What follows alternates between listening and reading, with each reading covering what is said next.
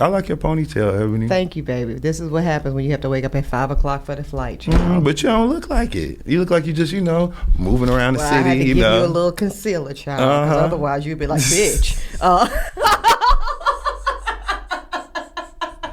Okay, sometimes you need a little, help. Ain't nothing wrong with it. Okay, that's right. Oh, Jesus. Okay, all right. Hey, y'all, Eboni K. Williams here, host and attorney extraordinaire. Welcome to Holding Court, where we analyze the very latest in legal headlines, the ones that got all the streets talking.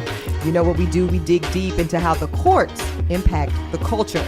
We break it down, going straight from gavel to your news feed. And every week, we keep it 100. Right, Dustin Ross? That's right.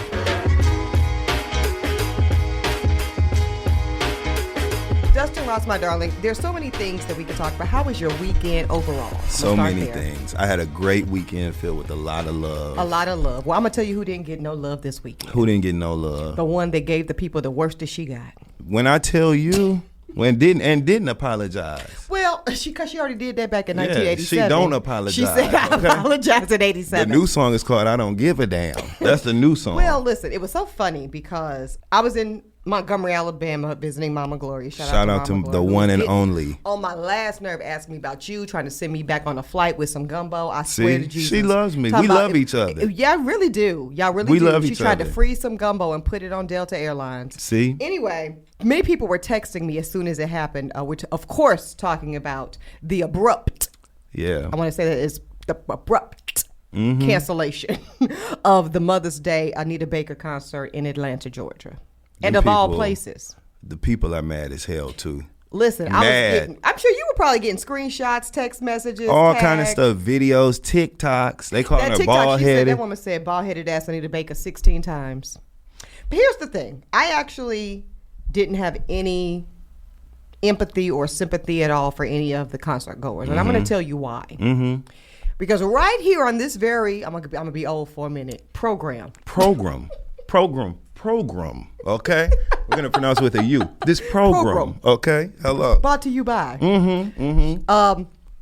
Last season we discussed this ad nauseum because I was one of those brokenhearted concert goers right there in New Jersey. Yes, you I were. I went to the was it her and Babyface? It was supposed to be her. Yeah. Supposed to be. Okay. Her and Babyface. I went with our friend to the show, my good friend Natalie. Yes, we love Natalie. Natalie and I took our black asses to Newark, which, is not where we live. And we made the pilgrimage. That's what it is. I was extremely excited. And Natalie, I didn't know this until after the show, actually went for Babyface. Okay. And see, that's another little known nugget. Yeah. While, of course, we all love, the legendary Anita Baker, people really bought tickets to see Babyface for that show. It's Babyface. Because it's Babyface. Yeah. And as we named in that episode of the program, Babyface is not a youngster. That man is in his 60s. Yes. With a catalog. Babyface is the reason why. That part. So if you recall, we all got our faces played over a year ago. When we went to that show, Dustin, we sat there for 2 full hours. When we walked in, I believe Babyface had already completed his sound check. They were waiting on an Anita Baker sound check, but Babyface's band and his drums with his name, everything was set up on the stage. Ready to go. And within 2 hours of us sitting there twiddling our thumbs, Babyface's equipment was pulled from the stage. We watched this in real time. And everybody's like, what the hell's going on? And we were told, due to unfortunate, unforeseen, I'm going to get back to unforeseen in a minute, circumstances, Babyface will not perform. We're going to go straight to Anita Baker. We still had to wait another good 30, 40 minutes for her to come. She did a dismal set. And I say dismal in terms of length and quality. And I said to first of all, I was ready to go. And not because I felt away or was trying to prove a point. Once I heard the vocal quality, Dustin, when I go hear the songstress, and that's who she self-appointedly is. Yes. She is the songstress. Yes. Okay? When I go hear a vocalist and the vocals are compromised, there's no more reason for me to be at the show. Literally, the only reason to be there is to enjoy the live performance. And if you're not enjoying it. Here come Natalie. Well, I like the band. You don't take your ass on. But since we were we came together. So, now if that had been somebody else, if that had been Davon. See ya. Okay, if that had been me, I'd be like, Ebony, let's go get some meat. Listen, let's go we'd get have been something out. to eat Hello. and drink. Okay. Come on now. But anyway, we stayed because she wanted to hear the band, child. And but as I was sitting there, Dustin, I processed, and I am one of the larger Anita Baker fans, I would say, especially of our generation. Yes. I just saw Anita Baker right before the pandemic. She performed at 30 Rock. And I went, it was on Valentine's, that same year, because this must have been right before, during the pandemic, I forget. I also went to D.C. to see her there. Within 6 months, I saw Anita Baker twice. Once in New York, once in D.C. Vocal quality, extraordinary. Hair, gowns, everything. I think Layla Hathaway, you're so stupid. Layla Hathaway opened, extra. It just was everything. And then by the time we got to Newark, it was clear to me that Anita Baker, as we knew her, vocally and otherwise, was done. Yeah.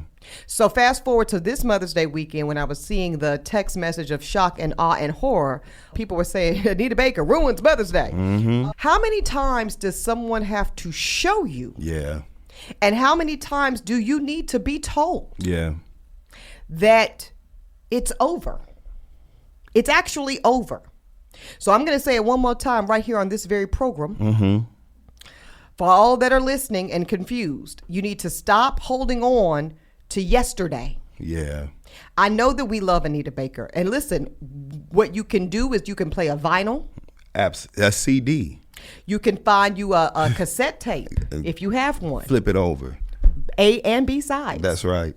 You can even, now that Anita, because we have shown Anita Baker love on this show. I don't want people to say, ooh, Emily out of pocket. No. See, season 1, we covered Anita Baker working to retrieve her masters. Yep. Shout out to Chance the Rapper, who That's was right. helpful there, right? That's right. So we have love for the legend that is Anita Baker. Always will. Always will. So that's why now we can go play and stream the sounds of our generation on the Spotify. That's right. On the Apple. Tidal. Black. Hell. Yeah. Is Tidal black on? Enough. Like so many things in life. Yeah, enough. Okay.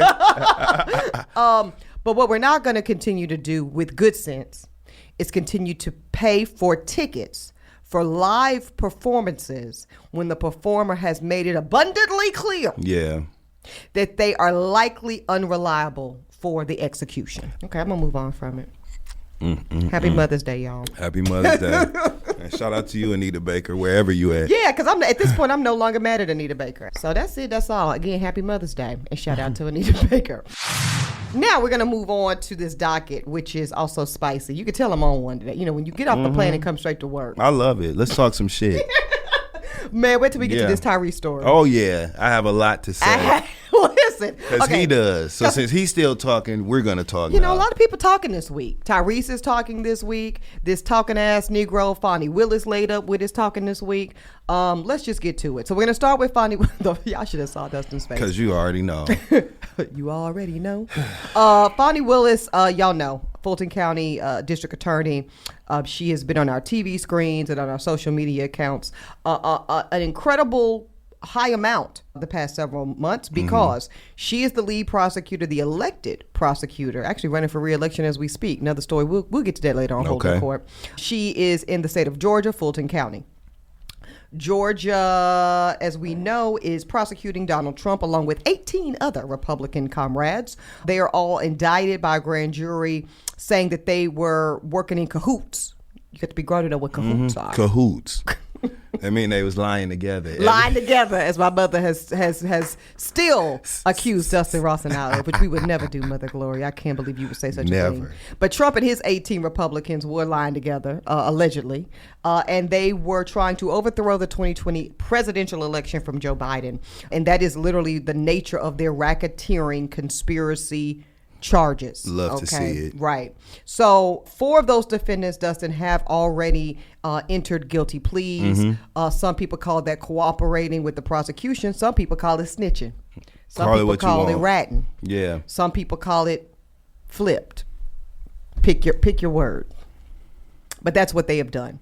But that leaves many more. You got 14 others that are out there to pasture. Many of them will be testifying when and if this ever goes to trial. So here's the deal.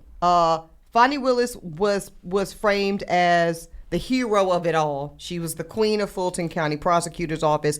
And for political pundits, Dustin, because we know that Trump is on trial as we speak, right down the fucking New York, street, yeah, right here in New York City. Shout out to District Attorney Alvin Bragg, yes, who is currently prosecuting him. This is known as the Stormy Daniels hush money trial. Okay, that's different. We open the season with some of that. We'll catch up with it as we get closer to a verdict. But that is separate and apart. And most legal minds, D, are saying that he will likely get convicted of that, and it will likely not make a political difference because the nature of the charge is just not weighty enough, if you will, to stop to move any, the needle.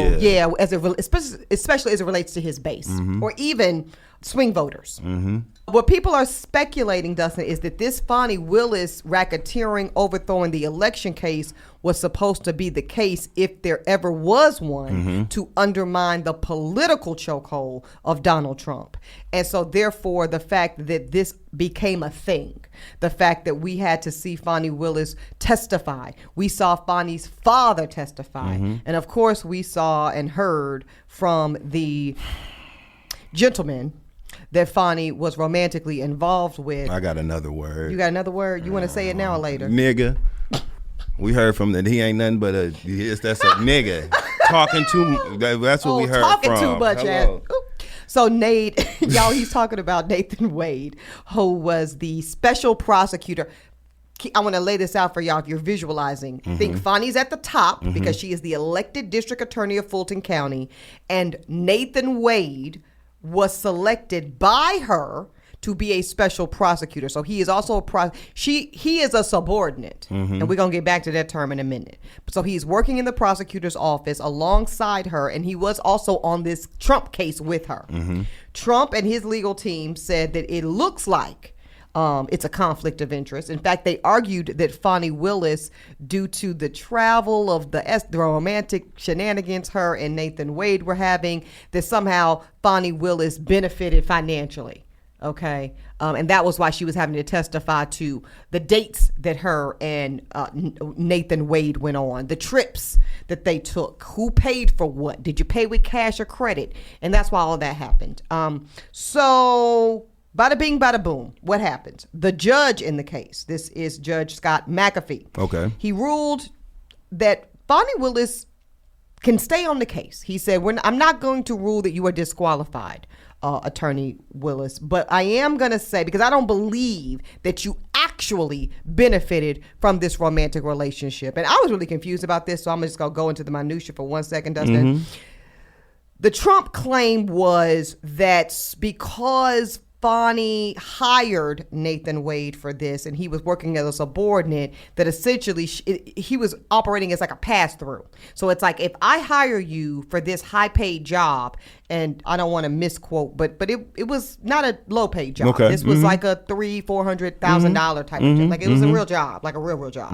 And then I get that money kind of back in the version of you're paying for trips, you're paying for highfalutin dinners, you're paying for concert tickets. They're saying that Fonnie could have enriched herself through the relationship. Give me a fucking break. I mean, right. What a crock. Did you hurt yourself with the reach? Seriously. Right. I mean, Stretch Armstrong. My God. I love it. So Judge McAfee agreed with us, Dustin, and he said, I don't believe that this woman actually received any benefit from this relationship. However, because y'all were moving sloppy like this, it does at a minimum create the appearance of impropriety.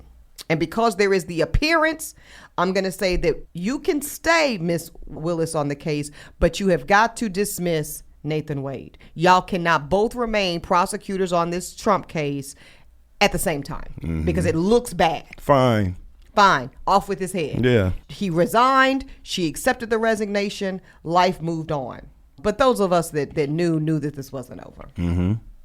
So from a legal aspect, y'all, what has happened, of course, Trump and his team have filed an appeal, which was their right. And the Georgia Court of Appeals has granted the appeal, by the way. And now Trump has 10 days to file more legal strategy. What is the point here? This is delay, because this is the nature of what Trump is concerned with. I said at the top of laying out this case, y'all, this is not about Trump actually being convicted here, whether he is or isn't, is not really that important to him. His priority is to be reelected. Full stop. And the more he can delay the kind of grand poobah, if you will, of legal cases against him. Don't forget, the man has 91 charges total nationwide, but this is the most severe. Yeah. This is the most important. This is the one he is most worried about, and rightfully so. So as long as he can get this delayed to the point where they're not in an actual active fact-finding mission, you know, he's not having to testify. Right. He's not having to prove anything in court. By the time we get to October, November, he's good. And guess what? The clock is ticking, Dustin. You know, it's May. It's about to be mid-May this week, you know. So therefore, he's being tactical in his strategy to appeal, and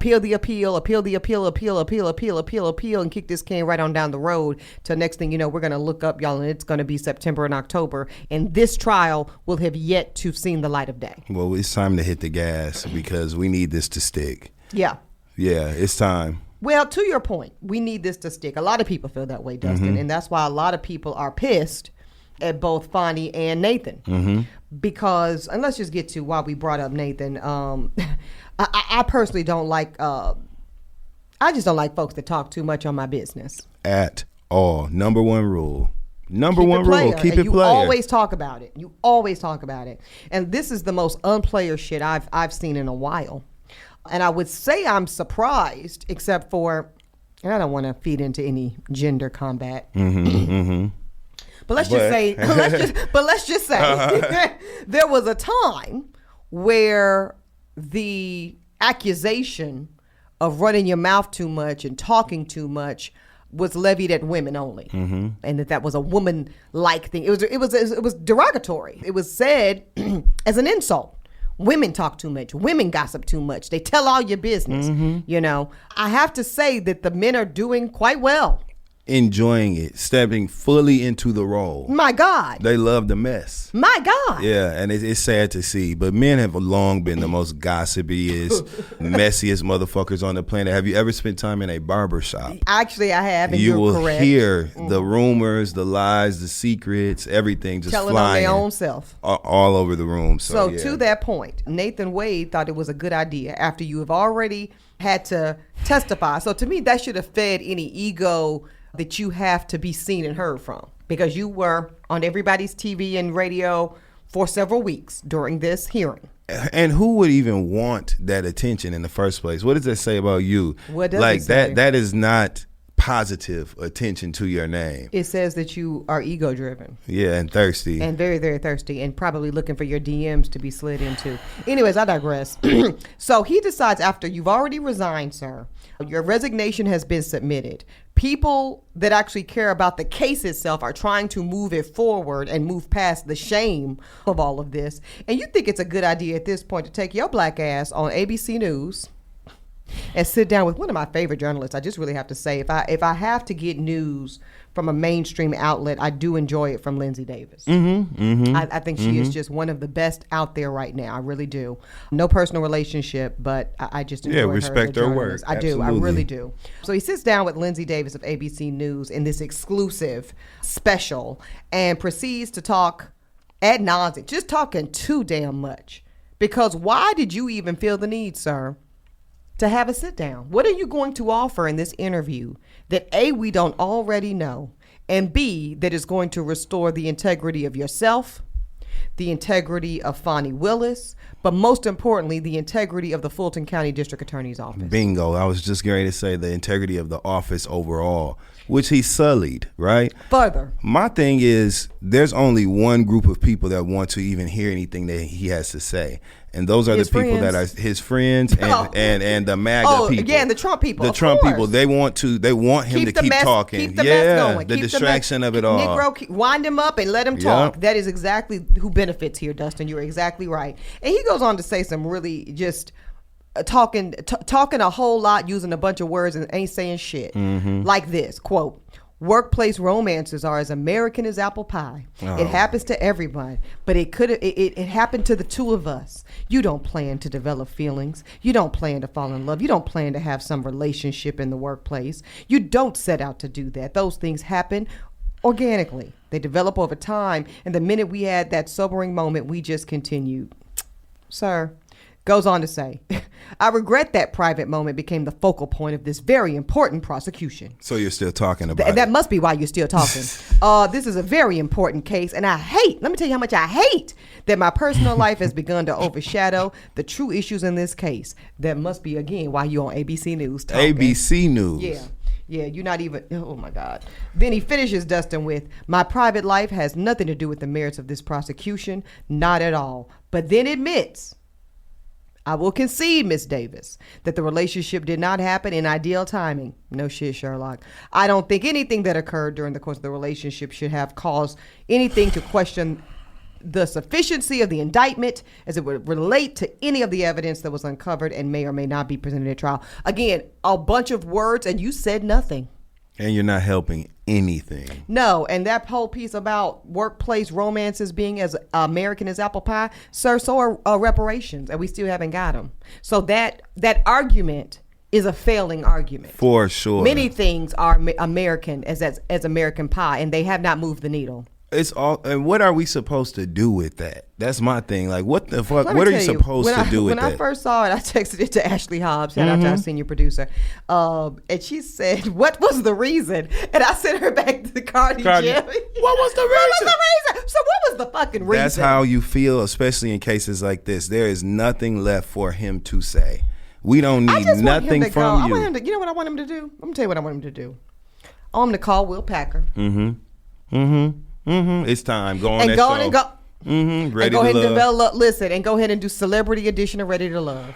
That's what you need to go ahead and do, Nathan. And because we're using this celebrity is really, loosely. And what? There are definitely air quotes around that. Yeah, that was generous. That was me being generous. Like, just there is no point to any more dialogue from him. He should not even. He should want to back away and let this go away so that he can continue doing his thing. Because think about it. In real world circumstances, it's annoying as shit when you have a former lover, ex, whatever, going on social media doing this bullshit. But unfortunately, because of the high visibility of this particular situationship, this Negro was on ABC News talking. Mainstream media. He went from social media to mainstream. Not even cable. I mean, he didn't even go to MSNBC. This man went to network news. That everybody is gonna see. So whatever, you know. I know finally, like, damn, it wasn't even worth it. I picked the most wrong one. The most. And anybody that's talking like that, you know it wasn't good. No, because you literally are talking entirely too much. Because first of all, let's just name this, and we're going to move on to the next piece of the docket. None of this would have ever even come to light had this same talking ass Negro not been talking to his fucking homeboy. And then his homeboy, who's another talking ass, spilled the tea. So if you had just stood on principle, if you had just kept it player in the first place, because we all know whether there is American as apple pie or not, workplace romances in 2020 something is not the move. Hi, TJ Holmes. Hello. Still crying about losing their job. Every week we get a new podcast episode about just how absolutely devastated they are that they lost the jobs of their lives. That we're not listening to. No. Because I don't know why they thought we want to hear what they had to say. But anyway, that's another conversation. Another conversation for another day. But yeah, so that's never the move. And then to speak on it. I think moving forward, ladies and gentlemen, but I'm going to speak to the ladies. I think it's time for NDAs. It's been time. It's been time. Like, and a lot of people do employ them. And I actually know some people that we know. They use them in this capacity. Yeah. They're not A-list. They're not billionaires. But I think at this point, it's time. I think it almost has to be. I think we might need to develop an app, Dustin. In the moment, okay? NDA agreements right there in the app. Excuse me. Go ahead. As you're pouring that second glass of Pinot Noir. Sign right here. I need you to. Matter of fact, you can just double click. Okay. All right. We need to do that. We need to develop that. Listen. Okay. Now we can move on. Tyrese. Been waiting on this one all week. Okay, y'all know Tyrese is another, I was going to say gentleman, but that doesn't really work. Anyways, he's another one of what Dustin mentioned earlier. Yeah, baby. That's exactly what he is.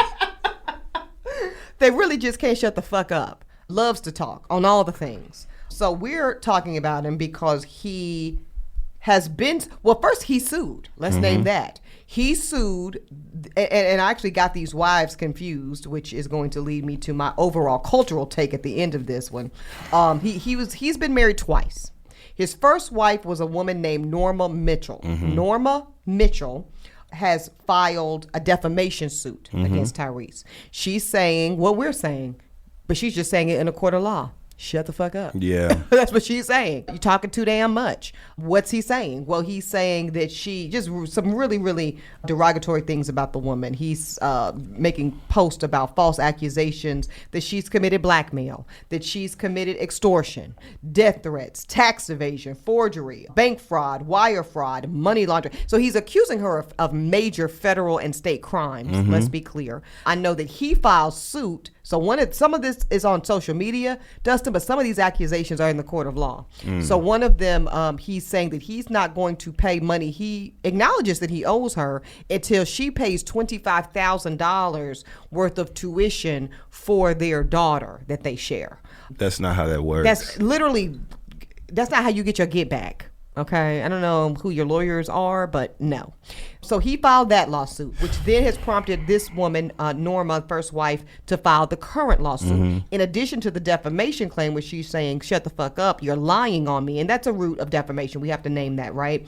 The truth is a defense. So if these things were true, which, listen, I don't know the ins and outs of the relationship. A judge will determine, Dustin Ross, whether or not there is any truth to it. If there is truth to be determined, well, Norma, you got to stand on that. But if these things are proven to be lies or not proven to be true, then the defamation will be sustained and these things will be tossed out. She's also, Dustin, asking for a TRO. This is interesting, a temporary restraining order. Now, one would argue, what restraining order, that normally makes you think of abuse or violence or something like that. But remember, stalking and harassment can go under there too. Yeah. Now, historically, you would need to show a pattern of this person's coming to my job, this person's, doing things more in a physical realm to stalk, to trigger the granting of a temporary restraining order. But in 2024, courts are now starting to consider online harassment as qualified documentation to issue TROs. So it's he's a new cooked. day. If that's the case, his goose is cooked. As much crying and whining and shit and complaining that he's been doing to us. Listen, Tyrese is one. Take us out the group. Leave us alone, Tyrese. That's all you have to do. Leave us alone. The people. Please. You said that with heart in your chest. Yes, because I am tired. Okay, I'm tired of Tyrese. Dustin has been through a lot, y'all. Please stop messing with this man. I have. I'm tired of Tyrese. I'm congested. It's just too much going on. Allergies, they know our sinus system ain't set up for this shit. And we got to listen to Tyrese. He always has something to say. I saw him opining about the Brian McKnight situation. Talking about, you don't know how kids do their parents and blah, blah, blah. Tyrese, anybody. Just sit out. Like, you have nothing to do with this situation. And here you are talking once again. Yeah, he might need an evaluation. He need to get back on that bus we met him on. Right. He was singing about Coca-Cola. He keeps singing that song. That was the last time I enjoyed it. That's the only to be in Baby Boy. I think I enjoyed it then, but now when I see it, I can't help but realize he's playing himself. So I don't enjoy Baby Boy anymore. I actually find it triggering, Dustin, to be honest with you. Jody! Anyway. Yeah, so speaking of Tyrese and talking too much, I wanted to zoom out on this one. So that's the legal, y'all. What happens next, we're going to see. We're going to see if a judge grants this woman's defamation claim. We're going to see if a judge grants her temporary restraining order. And we will see what a judge does with Tyrese's claim of compliance of child support due to her alleged non-payment of some school funds that she owes. But like you said, we can pretty much guess that's going to be tossed because that literally is not the way the law works. Maybe she would have paid it if you had been paying current up to date on your child support. She would have had the money to pay the tuition bill. And also, I don't know what judge makes the child suffer, because it sounds like both of these parents on some level are engaging in conflict. That's not how that works. But I want to make a cultural point on this one, because I'm noticing a pattern with Tyrese. And you named it, because it's even the speaking on the Brian McKnight piece. But and I'm going to bring Shaquille O'Neal into it. Okay. Q, how I get into it. Right. Now see, I get thrown in stuff. How I get it. How I got in it. He got in it. Shaq and Shawnee are in it by virtue of this connection. We've seen a lot of commentary, Dustin, in the last couple of weeks, because we know Shawnee is out promoting her new book. Yes. And in it, there is a quote extracted. She'll say it's out of context, but I didn't really have a problem with it. I'm going to tell you why. The quote essentially, and I'm paraphrasing, but y'all, she essentially says that she was never really in love with Shaquille O'Neal, but what she was in love with and enjoyed was the lifestyle of him being a multimillionaire, but really also the lifestyle of him being an iconic NBA player at the time, and all that afforded her and her children. And then what did she say that for, Dustin? Because, people lost their mind. And Shaq did respond, and I liked his response. I did too. I liked it. Yeah. Now that's keeping it. Keeping it player. I thought about you. That's when how I saw you do the it. Response. Yeah. I said, now this is what Dustin is always talking about. Shaq said, I get it. He said, I literally, he said, it's all love. I would not have been in love with me either. Yeah. That's what the man said. That's real. That's real, and that to me says everything that we need to know about the whole situation. He has, for the past, maybe 2-3 years, Shaq has consistently affirmed Shawnee. He's consistently spoken positively about his marriage to Shawnee, and he's been regretful about his role in the demise of that marriage. He told me, I actually was a guest on his podcast that he had done with I Love Her Too, Nichelle Turner. Shout out to her. This was during the pandemic, so a few years ago. And he's, this was all on air, so y'all can go back and find the archives and listen to it. And he said something basically like kind of gently flirting, with May. I mean, clearly. Hello. No, stop it, Dustin. Anyway, but he did say, joking, but I don't think he was joking, that if we were to go together under this premise I'm trying to set up, just know that my wife, he was talking about Shawnee, who is really his ex-wife, because Shawnee is literally married to a whole nother man now. Yes, she is. He said, but my wife will always be my primary love. And then we started having a further conversation about, like, jokes aside, this is the posture in which he enters all of his new relationships and dealings. And he was very candid. So to your point, he's not playing with this. He's saying that I will have relationships, I will have other children, I will maybe even get married again. But my wife will always be Shawnee O'Neal. Yep. Because I had a good woman, I fumbled it, and I acknowledge it. Yep. Back to Tyrese, the dot I'm really trying to connect here is currency and marketplace. Let me say it again for you. Currencies and marketplace. So everybody's mad at Shawnee in this take because they're calling her a gold digger, Dustin, because they're saying, well, you're a gold digger because you didn't love this, quote, love this man. You only loved his money. So? But number one, well, it's just, let's acknowledge that a part of why Shaq selected Shawnee O'Neal, especially in the early 90s, was that this particular woman had certain social currencies at that time that made that exchange applicable. Yeah. She had a look. She had a complexion. Yeah, I said it. She had a whole aesthetic. She had a womb. She had youth. She had the ability and desire, I suppose, to mother his children and stay home and take care of that part of it while he was in the street. Gallivanting. Yeah, we'll call it that. So sowing his NBA oats, whatever you want to call it. So they had an exchange and he brought to the table the wealth and the fame.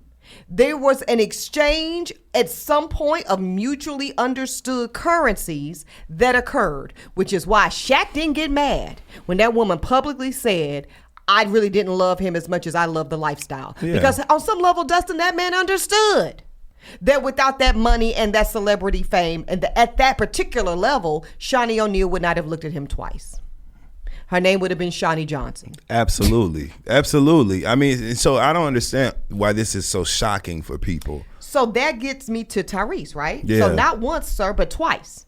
First with this wife we're talking about, Norma Mitchell. Secondly, with the second wife, Samantha Lee, who, by the way, he is still in a very contested divorce with. And we've seen him crying on the internet about her and how she did him dirty and how he was in it for love. And now he's realizing she was just in it for the money. So you're seeing a pattern, you know, some of these men, not Shaq, but this particular man in Tyrese, you're constantly calling these women gold diggers. You're constantly crying and playing victim. And whining to everybody that'll listen about how you were done so dirty by these women that you just so deeply loved, and you cannot believe they would do you this way. Sir, this is the same mouth in which you were telling black women that we were jealous. You were telling black women that we were mad because we had to wear clip-ins and fake hair versus the women that you date who are biracial and multiracial and have real hair. I'm not making this up, Dustin. This is what this man said. Yeah. He said it on the internet, and he said it in IG Lives. He talked about how people were mad at his marriages, plural, because he had elected women who were multiracial, black and white and black and Latina, and they were mixed. And black women were mad that he was picking these mixed queens. And now you're accusing these mixed queens, Tyrese, of doing you wrong, of doing you dirty, of only with you for the money. And you are so shocked and dismayed, and you can't believe it. What can't you believe? That you were in a transaction? One that you were a willing and voluntary participant in?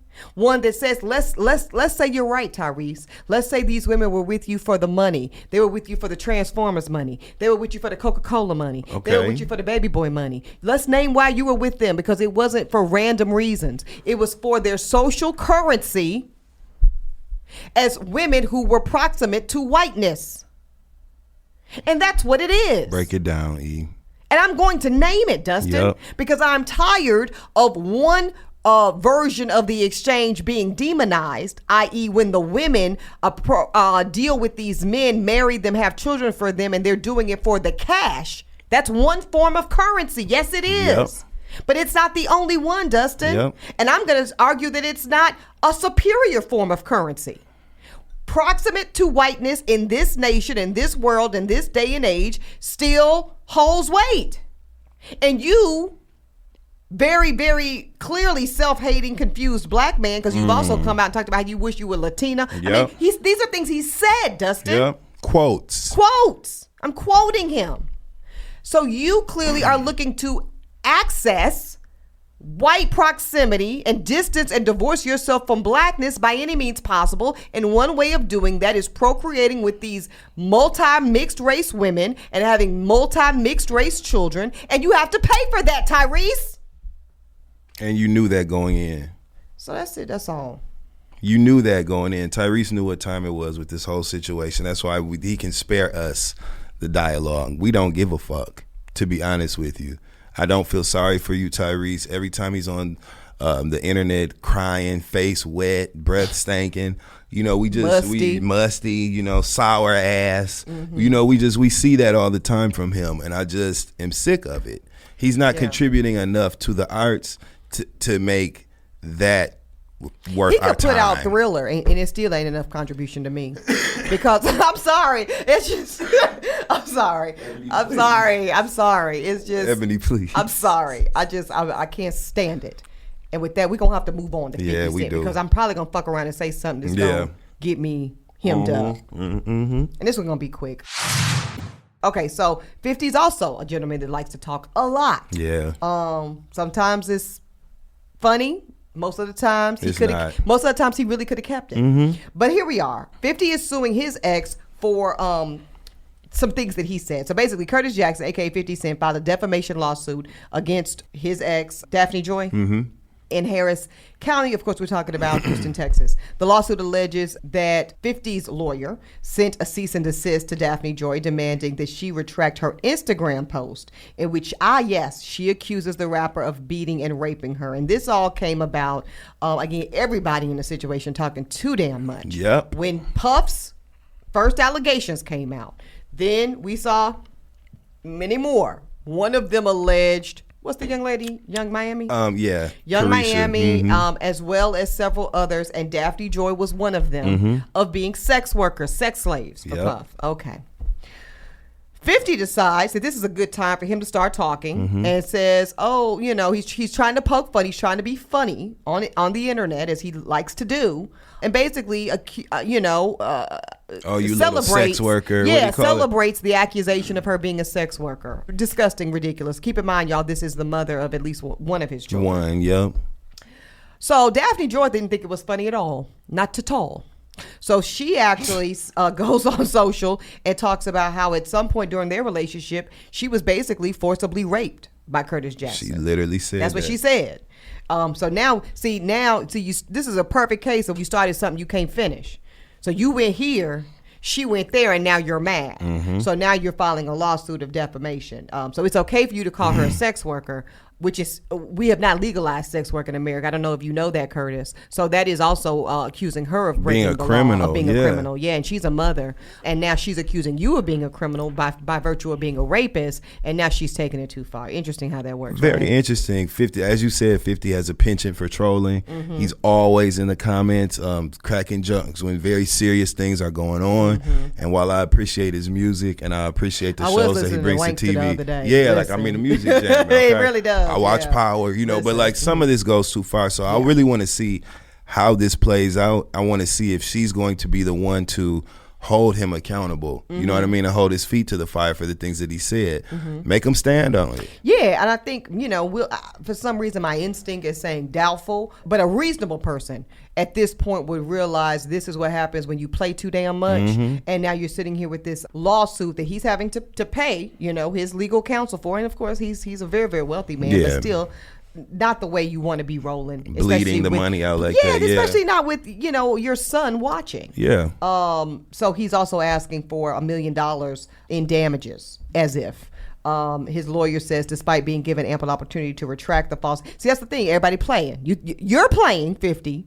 And so therefore you think everybody else is playing. You think it's as simple as take that back. She said, ain't no take backs. That's right. Motherfucker. That's right. Right. Despite giving ample opportunity to retract a false and malicious retaliatory accusation, Miss Daphne Joy shamefully chose to interfere with the 11-year-old son's relationship with his loving father by falsely accusing him as a rapist. The motivation behind this appears to be her unfortunate entanglement and misguided loyalty to Mr. Combs. So now Puff back in it.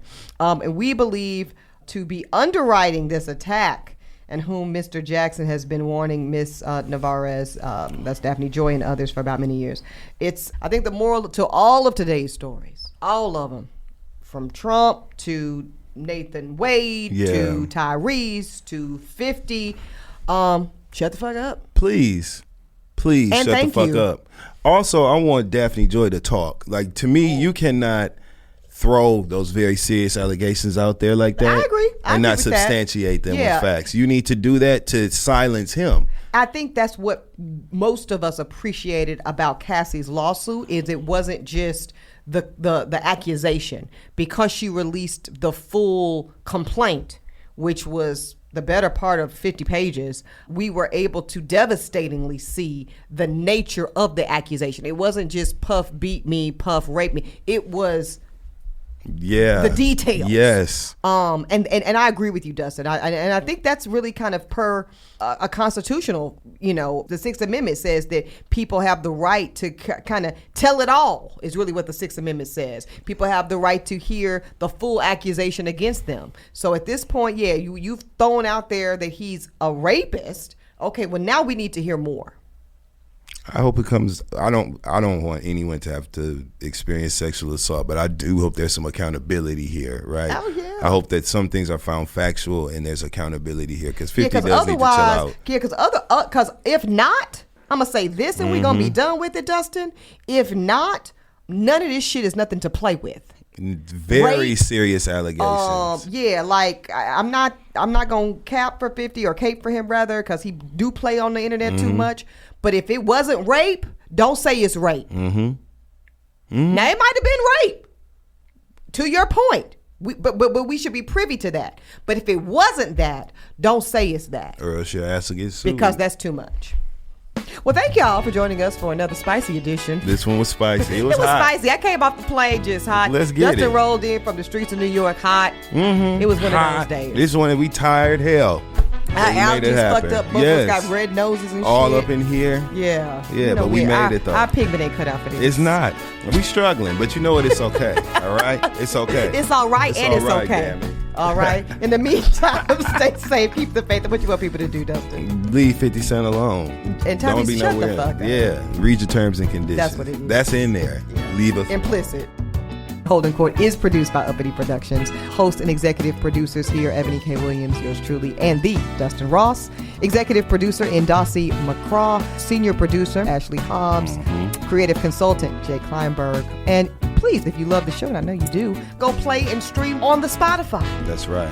On the Apple. You can play a vinyl. A CD. You can find you a cassette tape if you have one. Flip it over. A and B side.